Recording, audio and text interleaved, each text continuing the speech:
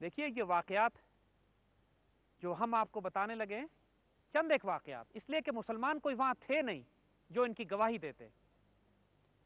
کچھ واقعات وہ ہیں کہ جو ہمارے بزرگوں نے خود دیکھے ہیں.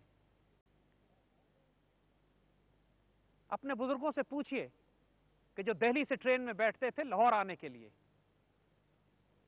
اور ان کو سوار کرانے سے پہلے ان کے تمام سامان کی تلاشی لے کے ایک چاقو تک نکال لیے جاتے تھے. سکھ فوجیں ان کی حفاظت کے لیے ٹرین میں بٹھائی جاتی تھیں، اور امرتسر اور لدھیانہ پہنچتے پہنچتے حال یہ ہوتا تھا کہ ٹرین میں صرف لاشوں کے ٹکڑے پڑے ہوتے تھے. 3 ٹرینیں آگے پیچھے نکلتی تھیں اور صرف لاہور لاشوں کے ٹکڑے پہنچتے تھے. ایک سکھ نے کتاب لکھی ہے اور وہ واقعہ لکھتا ہے کہ ہم نے مسلمانوں کے ایک گاؤں پر حملہ کیا جہاں پر ہزاروں کی تعداد میں مسلمان مسلح ہو کر اپنی حفاظت کے لیے آس پاس کے علاقوں اور گاؤں سے آ کر جمع ہو گئے تھے. جب سکھ قبضہ نہیں کر سکے تو پھر سکھ فوج اور ہندو فوج کو بلایا گیا، جس نے گاؤں کے چاروں طرف مشین گنز لگا کر گاؤں پر فائرنگ شروع کی. یہ سارے واقعات ایک سکھ کے بتائے ہوئے ہیں، اس لیے کہ مسلمان کوئی بچا نہیں تھا وہاں. اور وہ سکھ اپنی کتاب میں لکھتا ہے کہ جب سارے مرد ایک ایک کر کے شہید ہونے لگے تو گاؤں کی تمام خواتین جن کو مسلمانوں نے مسجد میں جمع کر دیا تھا، اب یہ سکھ کے الفاظ ہیں کہ مسلمان بچیاں، عورتیں اور سہاگنیں ہاتھوں میں ہاتھ ڈالے مسجد سے نکلتی تھی کلمہ پڑھتے ہوئے، اور جوق در جوق اپنے آپ کو گولیوں کی بوچھاڑ کے آگے ڈالتی تھی. اور وہ سکھ لکھتا ہے کہ جیسے کونجوں کی ڈاریں ساری شکار ہو گئی.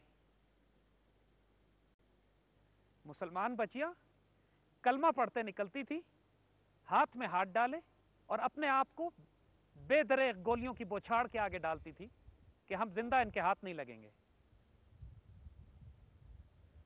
ابھی چند دنوں کی بات ہے، ایک پاکستانی صحافی انڈیا گیا. یہ جو آج کل انڈیا کے ساتھ پیس ڈیلز ہو رہی ہیں، معاہدے کیے جا رہے ہیں، محبت اور پیار کی باتیں کی جا رہی ہیں. دہلی کے ایک ہوٹل میں بیٹھا تھا تو ایک بوڑھی ایک ہندو خاتون اس کے پاس آئی اور اس سے کہتی ہے تم پاکستانی صحافی ہو، امن کے معاہدے کرنے آئے ہو؟ میرا نام مسز پوجا ہے اور میں تم کو ایک نصیحت کرنے آئی ہوں کہ بغیرتی مت دکھانا، میری ہندو اولاد کے ساتھ کوئی معاہدہ نہ کر لینا، اپنی غیرت اور آبرو کا دھیان کرنا ورنہ تمہیں ہماری آہ لگے گی. وہ صحافی حیران ہو کے پوچھتا ہے کہ آپ کی آہ کیسے لگے گی، آپ کون ہیں؟ پھر وہی داستان، میں زرینہ ہوں، آج میری عمر 70 سے اوپر ہے، لیکن میں بھی انہی بیٹیوں میں سے ہوں جو اپنی عزت اور آبرو اس پاکستان پر کٹا آئی.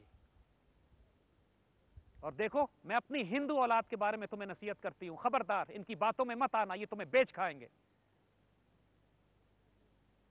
اور اگر تم نے کوئی معاہدہ ان سے کیا تو میری آہ تمہیں لگے گی.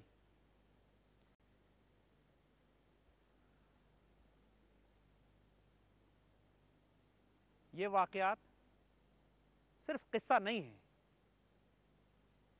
یاد رکھیے گا آج بھی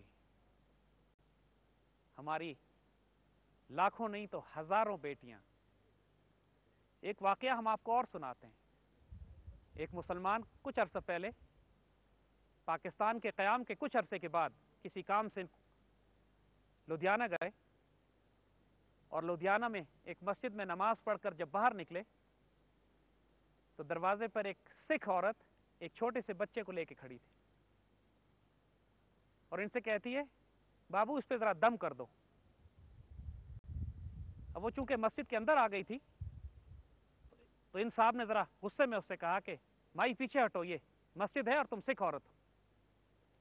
اس کی آنکھوں میں آنسو آ گئے، کہتی میری گود میں تو سکھ کا بچہ ہے کہ میں تو مسلمان ہوں.